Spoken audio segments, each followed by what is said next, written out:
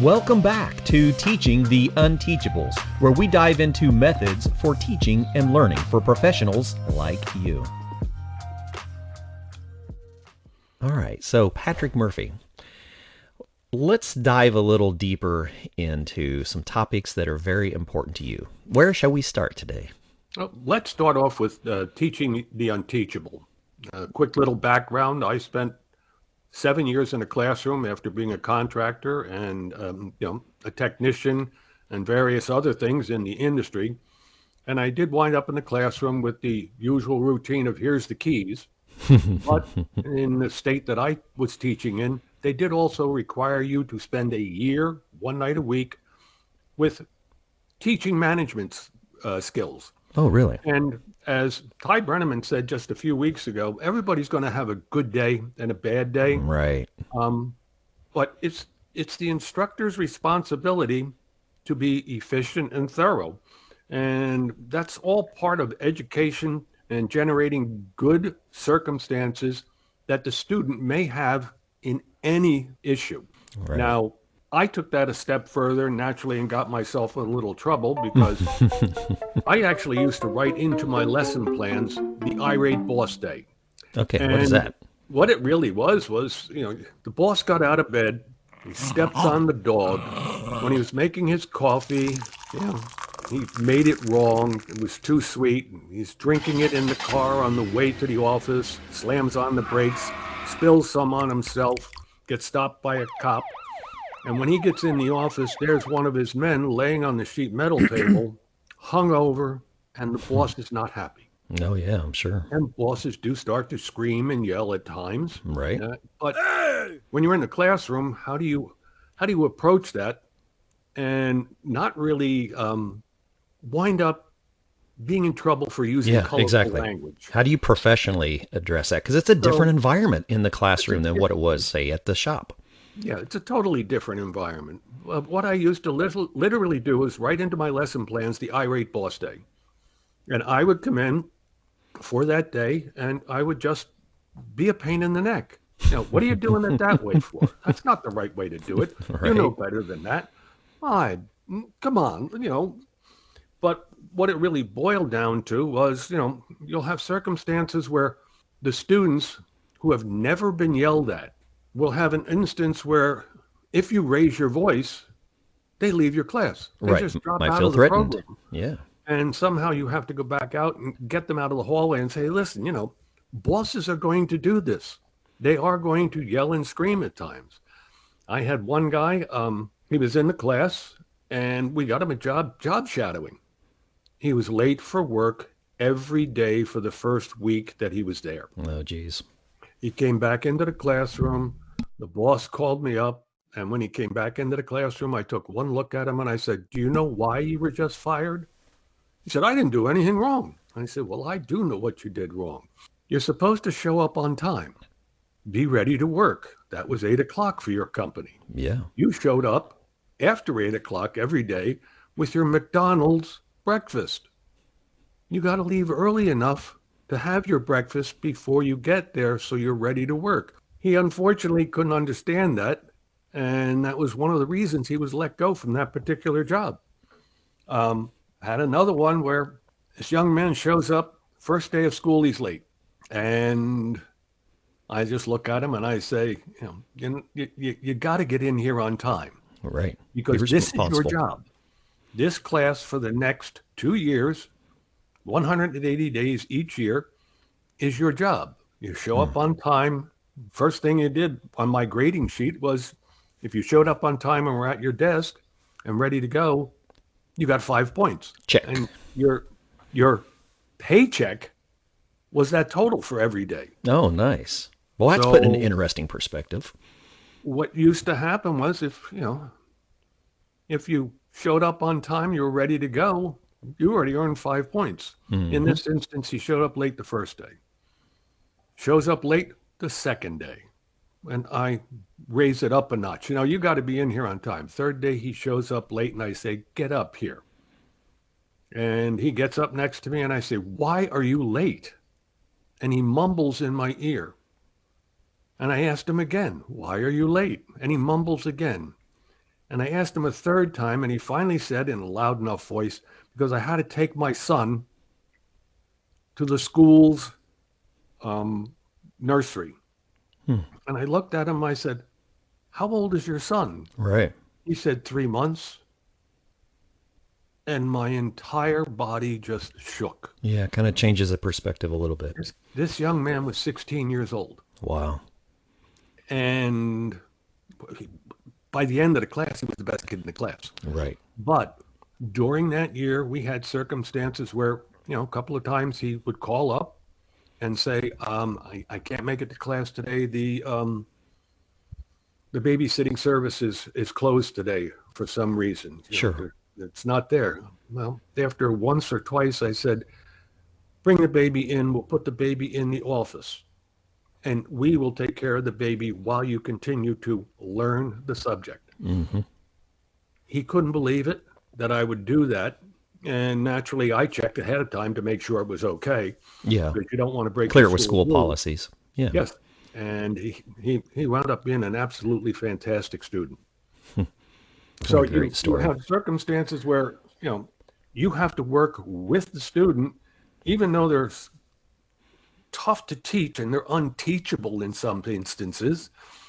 You mentioned the other day phones Yeah. on one of the Yeah, it's a Did You big Know thing. shows. Yeah, a lot of our teachers are struggling with how do you handle phones in a classroom? It depends upon the school's Right. protocols. Now, when I was in the classroom, phones were totally forbidden. And I had one student who literally, when I told him to put the phone away for the fourth or fifth time, he told me he was going to have his big brother talk to me. So, he wasn't unteachable, but Right. he just had, he had this A different chip on his mindset. shoulder, and that chip on his shoulder made it very tough to get through to him. So you have to go through these things and have these written plans in place Beforehand. so you know what you're doing with your students. That's over and above what you're going to be teaching them. Mm-hmm. Because you have to handle all the different circumstances that they're going to run into out there in the field. And that may have been one of the things I was least prepared for when I started teaching, is that it's not just a teaching role. I mean, you're becoming a mentor for these, young minds. And we're not always taught that that's going to be part of our expectation, is that we're teaching, but we are mentoring and we are learning and developing these young minds. And there's so much depth to it. Yes. And one of the advantages I had in my classroom was that I had a multiple culture classroom Yeah. in regard to, I had high school students all the way up to guys whose factories had closed and they were being retrained Sure. with Absolutely. state funds. And literally one day, I couldn't find this one student. His seat was filled. He was 60 years old. Wow. And I go looking all over the classroom for him. I finally get down to his seat and I look and I go, Victor, is that you? And he looks up at me and goes, yeah. I said, what did you do? He said, I was tired of sticking out in front of the other students. He said, so I dyed my hair. Really? Yes. Okay, to blend in. That's how diverse my classroom was. Sure. And you have to work with all of them. Some of the students, that are older also act as mentors in the classroom. And, when you start to consider where most of the training takes place in the industry, it's usually not in the classroom, unfortunately. Right. It's usually guys having a discussion at the counter of the supply house. And unfortunately, sometimes those discussions lead to the wrong information. Yeah, absolutely. And that's one of the things you have to counter as going out, because I didn't only just teach in a classroom. Eventually, I wound up spending 5 years teaching on the road for a major manufacturer. And you'd get into a circumstance where you have 40 people in the room with various different levels of Experiences education and education. Yeah. and experiences, and you'd wind up having to explain some things that were very basic that you shouldn't really have to explain at the top of the level. Right. So, we all have to engage the students, and when I say students, it's at all levels. All ages, all Um, but experiences.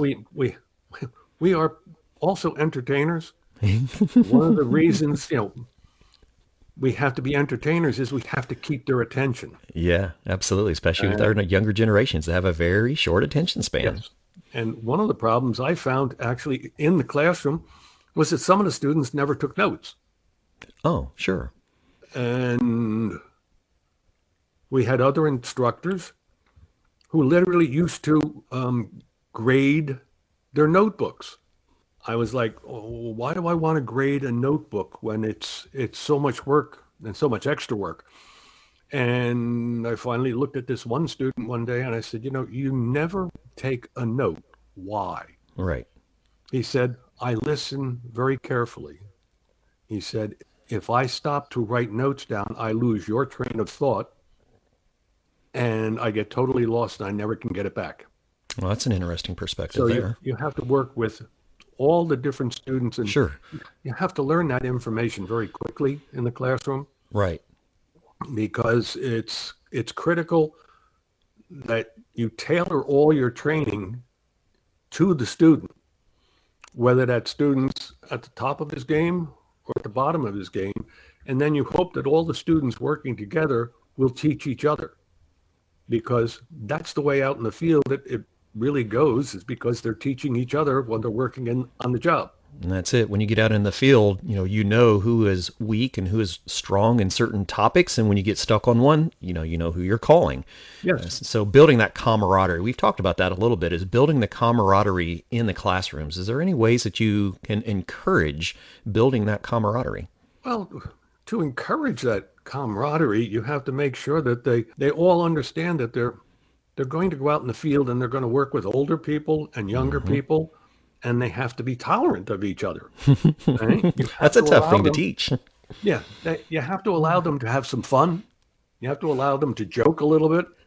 You have to allow them to go off the range a few times. Sure. I will literally tell you, one time I was playing a video. All right, and they're all supposed to be watching the video, and the video kept stopping and starting, and I couldn't figure out what was going on. I figured the VCR machine was bad or something like that. And Sure. this was a little bit before we could use computers and Right. everything else, and they're all giggling, they're laughing, they're having a great old time. And I finally saw one guy in the front of the classroom with his hand on his wrist. He had a watch that would control the VCR. A programmable remote watch. I Okay. I looked at this and I started to crack up. Yeah. I was like, what am I going to do with you? Yeah. A number of years later, when I was out in the field doing manufacturer training, Uh-huh. there he was, Probably still with technology too, I bet. still with technology, still doing HVACR work. Hmm. And when I saw him going to be in the classroom, I said, I want your watch. And everybody was like, what are you Nobody had taking an this idea. guy's You're watch right. for? I said, listen, and I told the story to Yeah, the I know rest of this the guy. group of 30 or 40 people, and they said, Right. he did what? I said, yeah.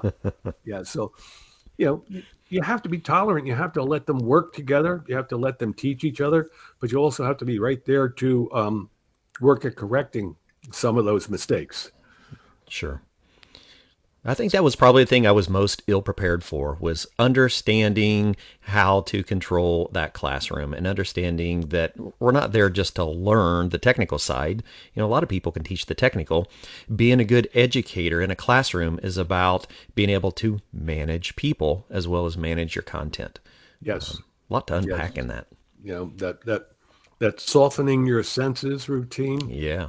Unfortunately, in the state I taught in, and it's not unfortunate, but there was a requirement, if you saw abuse of some nature, you had to report it. And this is Sure. one I did have to report. But I had a student, and he was constantly falling asleep. Hmm. And I moved him to the front of the classroom, saying Right. maybe he just needs more reinforcement and such. And After I don't know how many days, I finally asked him to come into my office and close the door. I said, "What's going on?" And he sheepishly looks at me and he goes, "My parents are making me sleep in the garage." Really? And now I'm like, "Oh Right. Now it's time to God, dive a little deeper. I have to go. I have to go report this." I Yeah. said, "Well, why?" And he said, "Well, I've been going out and hanging out with my buddies till 1 or 2 o'clock in the morning." I went, "Oh, okay. Wait a minute here. This is It something might be that self-inflicted. unfortunately you're inflicting on yourself. Do you Yeah. think you could go to work tomorrow after being out till 1 or 2 o'clock in the morning and properly run all the refrigerant tubing?" He said, Right. "Well, no, I guess not." I said, "Well, that would be a problem." I said, "Especially for the other guys working with you, because you would become a safety hazard." Absolutely. Which is another thing you have to teach. The safety in the classroom is critical to make sure nobody gets hurt. There were many instances where I had to ask guys to take off, their necklaces. Hmm. Now you wouldn't think gold chains hanging around guys' necks is a problem, but I said when you lean over and you've got a condenser fan in front of you, I said you don't want that gold chain to get caught in the condenser fan. Yeah, absolutely. Boy, that's a I mess said you waiting to don't want to happen. damage the gold chain. Right. And they'd look at me and go, "Well, what about the fan?" I said, "I'm not worried about the fan. I'm worried about the chain getting caught in the fan and it pulling your face into it." Exactly. And that's just one of the things that you run into. Um, Sometimes doing things like, you're out in the field and you use an experience from the field to teach the students in the classroom Hmm. by saying, "Look,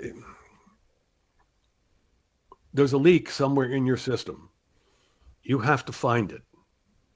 Now, in our classroom, we had 30 condensing units set up with coils in boxes with plastic on the front of it. And I could create a leak, which I did more than once, but every Sure. year they had to pipe them out. They were allowed to see what was there. Then they had to tear all the piping out and they had to repipe it. And they were most of the time very successful at it, but they would get leaks. And I always arrived a little early, and there was more than once somebody wound up with a loose flare nut, or if we were doing electrical, a loose electrical connection, or a changed electrical connection. Nothing safety issue, but just enough so that we knew they were gaining the experience looking for leaks. Because I had one circumstance where years ago we leak checked a system that had been installed in a supermarket for 3 days. Ooh, We I tell you what. pressurized back up Let's to uh let's turn 200. this one into another show. Okay. This is one we can dive deep into just on that one. Okay. So, Patrick Murphy, thank you so much for joining us today. And yeah, we'll come right back and have a deep dive into one of our tales from the trenches. Thanks. Go. Talk to you later.